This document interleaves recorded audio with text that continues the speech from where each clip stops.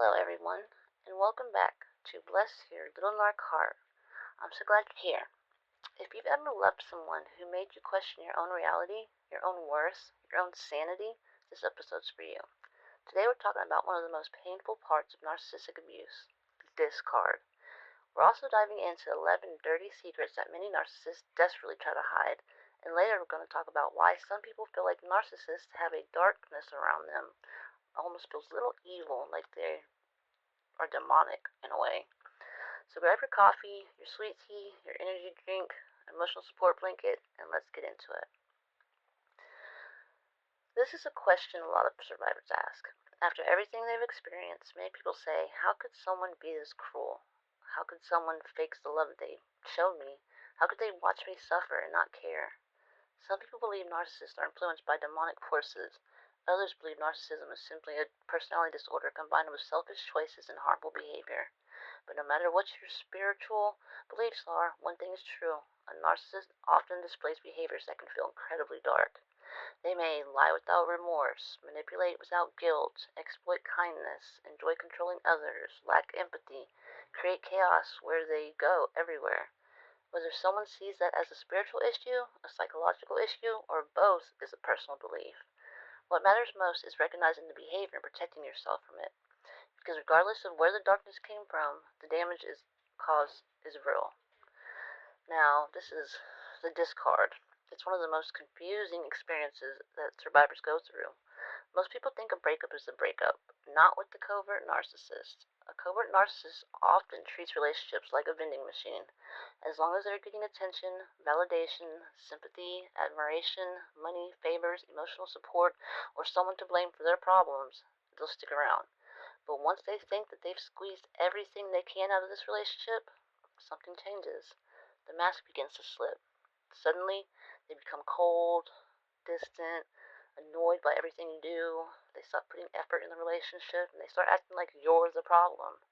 Many survivors spend months trying to fix a relationship that the narcissist quietly abandoned a long time ago. Then comes the discard.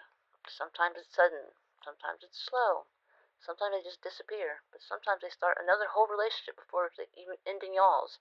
Sometimes they keep you around as backup while pretending they're gone. The cruelest part? They often leave you carrying all the blame for the wounds that they helped create. Now, let's talk about dirty secrets that they like to hide. Number one, they're deeply insecure. For all the arrogance, many narcissists are terrified of being exposed as ordinary. They have this grand wall self, they're better than everybody, and they put this mask on, and they don't want no one to see who they really are. They're ashamed, they're little, insecure. It's all just a big act. Secret two, they know what they're doing more often than they admit. They may not understand every motive, but many know exactly what they're doing when they're manipulating. They do.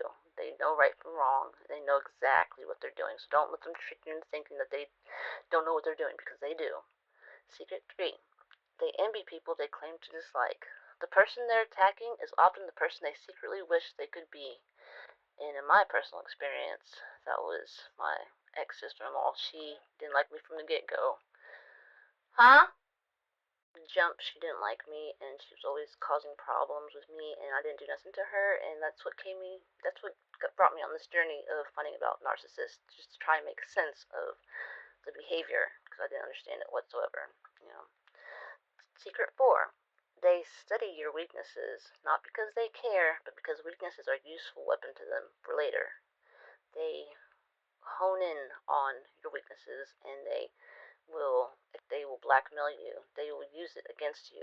That is just the cruelest thing, I think. Secret five, they fear genuine intimacy, because real love requires vulnerability. They usually prefer to control. A narcissist will never put themselves to be vulnerable. They think it's weak. Secret six, they need attention like a plant needs water. Positive attention, negative attention, even any attention.